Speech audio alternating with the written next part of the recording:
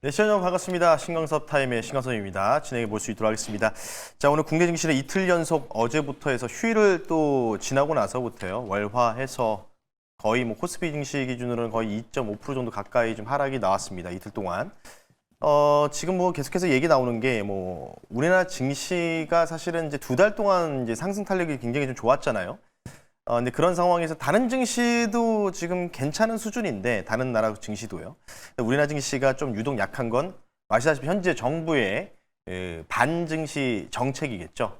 증세 관련된 부분들인데 자 어쨌든 종목들 사실 공통점은 방증시 정책인데요. 이제부터 이제 뭔가 뭐 뉴스 계속해서 속보가 좀 나오고 있지만 좀 뭐 책찍도 주고 당근도 준다 이런 또 멘트도 좀 나오고 있습니다. 증세도 이제 좀 구분해서 진행할 것이라는 또 입장도 당정에서 나온 만큼 그럼 어떤 종목들 위주로 우리가 이 상분기 때 잘 수익으로 좀 마무리하고 어떤 종목들을 또 우리가 또 포트폴리오에서 재편 작업을 해야 될지 그 부분들 대표적인 종목들 한번 짚고 넘어갈 수 있도록 하겠습니다. 우리 유나 아나운서와 함께 진행해 볼 수 있도록 할게요. 안녕하세요. 안녕하세요. 네, 반갑습니다. 자, 오늘도 마찬가지로 우리 개인 투자자분들이 가장 궁금해하는 종목 첫 번째 종목 한번 선택해 주시죠. 네, 첫 번째 종목 바로 LIG 넥스원입니다. 네. 미국과 러시아, 우크라이나가 제3자 회담을 할 수 있다라는 소식이 오늘 방산주 좀 밀려나고 있는데 LIG 넥스원 2주 만에 앞자리가 바뀌었어요. 네. 어떻게 전망하실까요? 한때는 뭐 시가총액을 뭐 10위권 안에 들어가는 정도로 뭐 엄청나게 상승을 받았던 방산 대장주 중에서 한 종목이었습니다.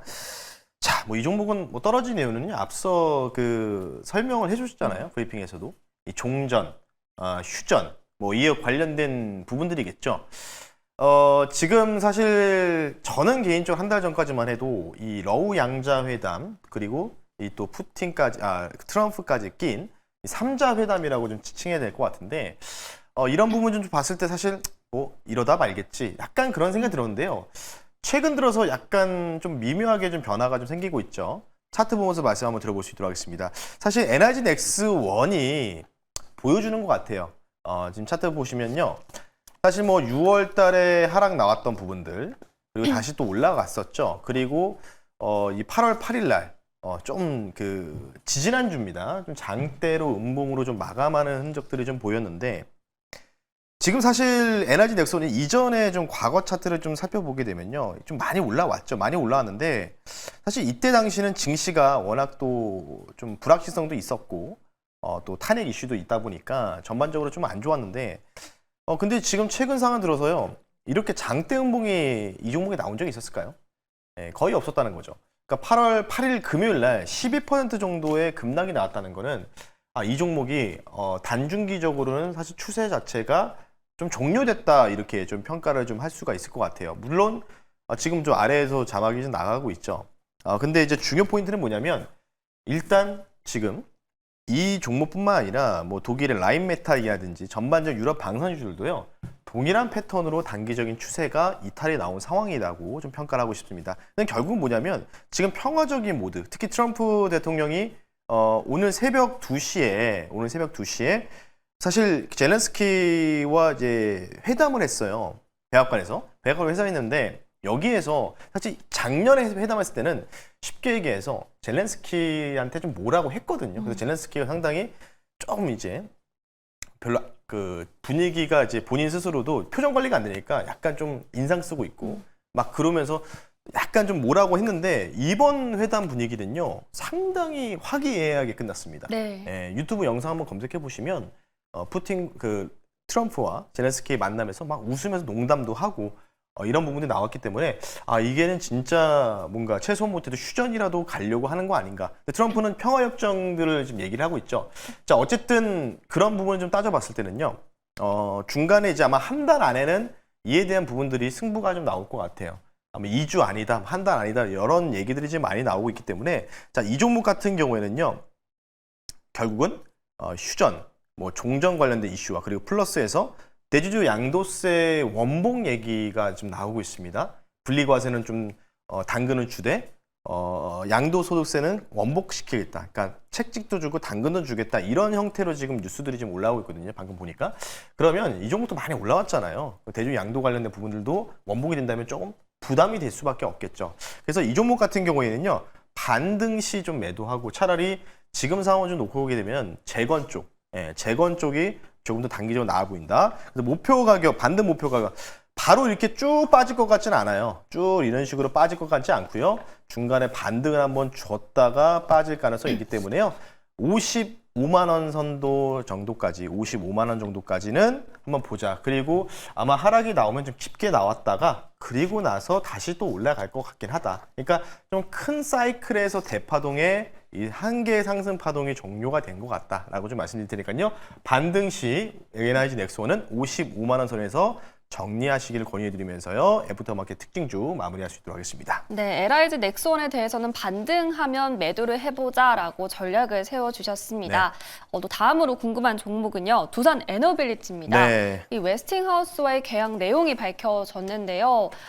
이를 두고 불리한 네. 계약이다 아니면 더 큰 수주를 위한 투자다라고 의견이 네. 분분한 상황이에요. 네, 지금 맞아요. 이 조정을 매수의 기로 삼아도 괜찮을지 매니저님 어떻게 보실까요? 저는 개인적으로 이제 매수의 기회로 봐야 되지 않을까 이렇게 좀 생각을 좀 하고 있는데 차트 보면서 말씀드릴게요. 딱 지금 박스권 하단에 딱 걸렸습니다. 딱 걸렸죠. 물론 지금 여기 초록색 선 좀 가까이서 당겨서 보면요.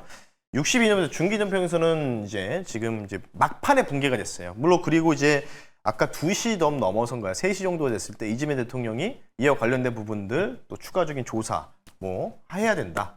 뭐 얘기가 나왔는데 사실 이전 정권에서 계약했던 부분들, 그러니까 쉽게 얘기해서 뭐냐면 이 로열티 지급이 로열티 지급도 로열티 지급이지만 이 원전에 대한 기술의 주권을 뺏긴 거 아니냐. 50년 동안 그러니까 내놓고 다 내놓고 계약한 거면 그럼 앞으로 50년 동안 다른 이제 해외 업체들이 특히 웨스팅하우스라든지 다른 뭐 체코도 마찬가지지만 다른 업체들도 그러면 우리나라 기술 좋은 기술을 빼먹고 확 엑시트하는 거 아니냐. 그러니까 우려는 우려감이거든요. 그러다 보니까 주가 자체가 이렇게 좀 크게 좀 밀렸다 이렇게 좀 보면 되는데 저는 이제 사실 뭐 기술을 뺏겨도 50년 아니거든요. 50년 동안이요. 50년 동안. 50년 동안 계약이고 중간에 또 이제 또 제가 뭐 정확하게는 모르겠으나 뭐 법리적인 문제를 좀 우리가 좀 해석을 해봐야 될 것 같긴 한데 단기적으로 볼 때는 약간의 좀 쉽게 얘기해서 하락의 빌미를 좀 제공했던 것 같다. 그래서 저는 이 자리에서 지금 뭐 크게 뭔가 엑시트 거래량이 그렇게 좀 많이는 나오진 않았거든요. 근데 아래쪽 보시면 거래량이 예를 들어서 한 이 정도까지 이런 식으로까지 좀 거래량이 터졌다라고 하면은 좀 이 종목은 좀 뭔가 큰 돈들이 좀 엑시트한 것 같습니다라고 좀 말씀드리고 싶은데 지금 상황에서는 약간 좀 그렇게 보이지는 않는다는 얘기는 뭐냐면 일단 박스권 하단에서 조금 소음으로 가정하고 조금 이제 하락이 좀 나왔던 것 같다. 근데 물론 이제 대주주 양도세 원복 관련된 얘기들도 이 종목도 포함이 되겠죠. 많이 올라갔으니까요. 그래서 이 종목 같은 경우에는요. 저는 오히려 저가 매수의 좀 기회로 좀 삼아야 되지 않을까 싶기 때문에 이 종목을 좀 홀드를 좀 하시고요. 내일이나 내일 모레 정도의 반등이 나오는지 여부를 좀 봐야 될 것 같습니다. 반등이 나오면 다시 상단까지 한번 보자. 그래서 당분간은 이 박스권에서 좀 놓을 가능성이 좀 있지 않을까 싶은데 중요 포인트는 뭐냐면 물론 이제 주식이라는 거는 사실 이제 대응의 영역이잖아요. 안 좋다고 하면 또 안 좋은 뉴스 또 추가적으로 나오게 되면은 또 힘들어지니까요. 그래서 이 종목은요. 55,000원 선이죠. 55,000원 선이 종가상 이탈 나오지만 않으면 홀드. 그렇지 않고 뭔가 55,000원에 지지한다 그러면은 뭔가 이런 자리에서 뭐 추가 매수라든지 이런 종목 이렇게 좀 아마 하시면 좋지 않을까 싶기 때문에요. 두산 에너빌리티 종가상 55,000원 이탈하면 안 된다. 여기를 지지하는지만 보시면서 말씀드릴 테니까요. 두산 엘러빌리티 주주분들 힘내줬으면 좋겠습니다. 네, 매니저님께서는 오히려 지금 조정 시 매수의 기회다라고 얘기해 주시면서 긍정적인 얘기 해주셨으니까요. 함께 참고해 보시기 바라겠습니다. 이제 저희 리뷰해 보도록 할 텐데요. 이제 3자 회담이 추진될 수 있다라는 소식에 오늘 재건주 강세를 보였습니다. 그렇죠. 저희 포트 안에도 있죠. 건진건설로봇 5% 수익권에 있는데요. 근데 오늘 장 초반에 좀 탄력을 보이다가 막판에 조금 줄어들었어요. 이 종목 리뷰 부탁드릴게요. 5% 정도 올라가다가 좀 밀렸습니다. 조금 앞서서 브리핑을 했었죠. TYM, 농기계 쪽이죠. TYM만 이렇게 상승폭이 좀 나왔고요. 거래량이 좀 터졌습니다. 나머지 뭐 SY스티텍이라든지 대동기업 뭐 이런 종목들은요. 전진건설로봇과 비슷하게 차트 형성이 됐다. 이렇게 좀 보고 있는데 협정 관련된 부분들 어쨌든 최소 못해도 임시 휴전이라도 좀 할 가능성 높게 보고 있기 때문에요. 중간에 조금 여기서 이제 박스권에서 좀 횡보를 좀 하고 있거든요. 다시 한번 저는 이제 목표 가격까지 이전에 전고점이죠. 6월 26일 날 전고점을 넘어갈 가능성은 좀 충분하다고 말씀드리고 싶기 때문에요. 전진건설로봇은 뭐 2주 안에 뉴스 나오겠죠. 좋은 뉴스 나오기를 저는 고대하고 있습니다. 따라서 홀드 의견을 드릴 테니까요. 참고하시면 좋을 것 같습니다. 네, 전진 건설 로봇 목표가까지 홀딩해보는 전략 추가로 세워주셨습니다. 그리고 오늘 또 알테오젠도 약세를 보였잖아요. 이 종목도 중간 점검 필요할 것 같아요.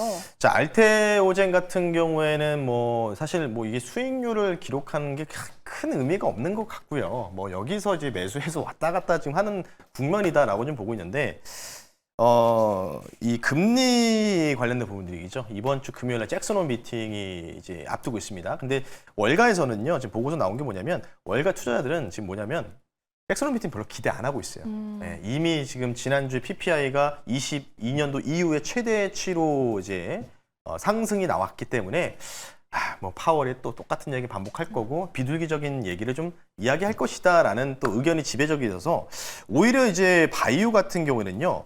이 잭슨홀 미팅 전까지는 좀 이런 식으로 왔다 갔다 할 가능성이 좀 있을 것 같고요.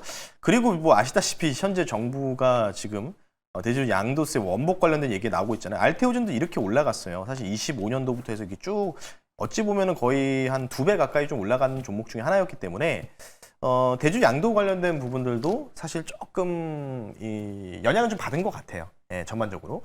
금리 인하를 좀 뒤로 미룰 것이다. 거기다 대주 양도 관련 반지기 정책까지 좀 머무르다 보니까 오늘 전반적으로 뭐 펩톤도 그렇고 바이오들이 좀 떨어졌는데요.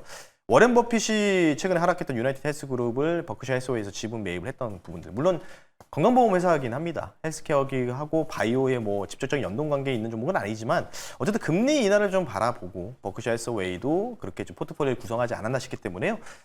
금리 인하에 대한 기대감은 아직 여전히 전 살아있다고 보고 있다. 이렇게 좀 말씀드릴 테니까요. 그렇게 반향이 결정되면은 그렇게 좀 따라야 되지 않을까 싶기 때문에요. 알테오젠도 뭐 추세 라인 깨지지 않는 범위이기 때문에요. 계속해서 홀드 전략 유지할 테니까요. 참고하시면 좋을 것 같습니다. 네, 알테오젠 역시 계속해서 홀딩하는 전략 세워주셨습니다. 이제 오늘의 종목 만나볼 시간이죠. 오늘은 어떤 종목일까요? 증시가 만약에 제 예상과 다르게 좀 흔들리게 됐을 때 과거사를 봤을 때는 좀 올라갈 수 있는 종목들을 좀 가지고 나왔고요. 종목명 말씀드릴게요. 내 시초가로 공략하겠습니다. 종목명은요.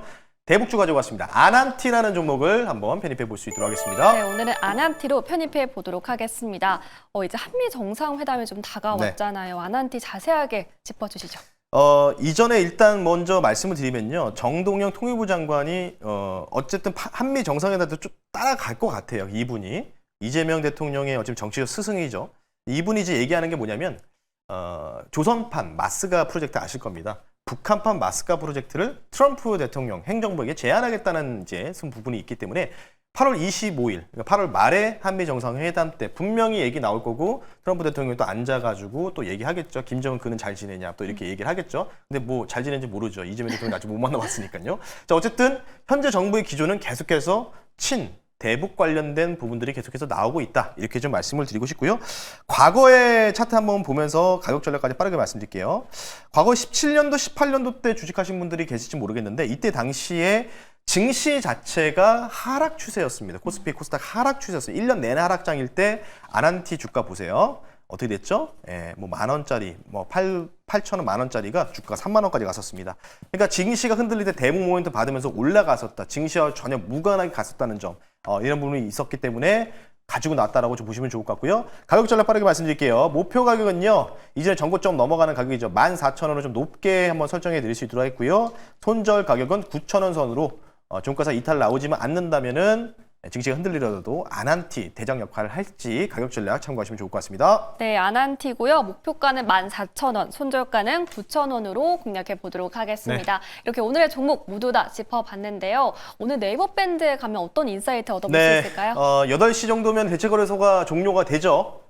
그래서 여기서 못다한 이야기들과 또 특징적인 종목들 8시 이후에 네이버에다가 여러분 신광석 검색하시면 네이버 밴드 나옵니다. 거기다가 8시 이후에 어떤 종목들이 뭐 상승이 나왔고 어떤 종목들이 좀 빠졌는지 특징 종목들 다뤄서 올려드릴 테니까요. 네이버에 신광석 검색하시고 밴드 활용하시면 좋을 것 같습니다. 네, 매니저님 네이버 밴드 통해서 오늘 오후 8시 이후에 애프터마켓 특징주 네. 정리해 보도록 하겠습니다. 이렇게 오늘의 종목 모두 다 만나봤고요. 지금까지 신광석 매니저 타임이었습니다. 고맙습니다. 네, 고맙습니다.